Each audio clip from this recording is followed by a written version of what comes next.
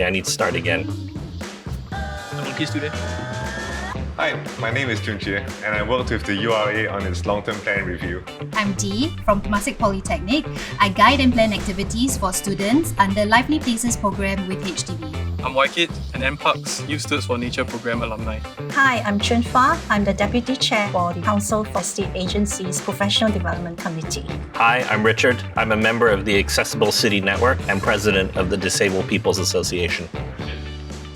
What are your hopes for Singapore? My hopes for Singapore is that we preserve some of the green and blue spaces that we have. Given the limited space that we have, we need to think about multifunctional use of our land and our spaces. So good urban planning would be able to integrate our natural spaces with our built-up spaces.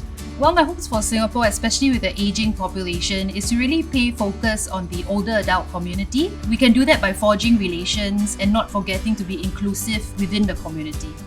As we move towards becoming a city in nature, I hope that human and wildlife can coexist harmoniously.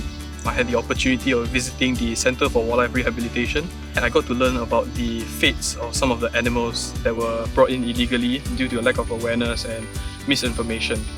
So at the Disabled People's Association, we're working towards trying to build a fairer society.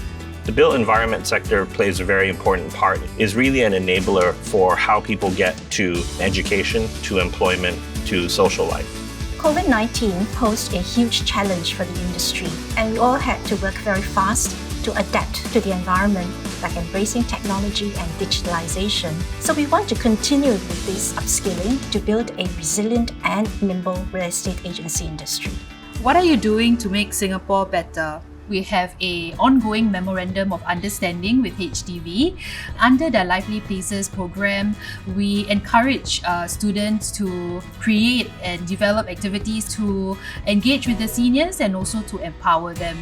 The Youth Stewards for Nature program is an initiative by MParks that allows youth to engage with the wider community to develop creative solutions. The project that I worked on was World Wildlife Day Symposium 2022. We talked about wildlife trade, species recovery, as well as ecosystem restoration to inform the wider public on some of the common misconceptions as well as to increase awareness for these topics. So in 2019, we undertook to map out the accessibility of downtown Raffles Place CBD. We formed a coalition of the willing, including BNP Paribas as an employer, IHL such as Singapore Polytechnic, along with representation from the Building Construction Authority. This is expanded to become the Accessible City Network, which is an alliance of social, private, and government agencies. I co-chair Project ADAPT, which is a work group set up by the Council for Estate Agencies to build up the competencies and the skill sets of our real estate agents. This would make us more resilient for the future economy. The long-term plan is a plan that the URA uses to refresh and to guide its land use policy for the next 50 years. We got to hear a lot from members of the public about the need for green and blue spaces in Singapore.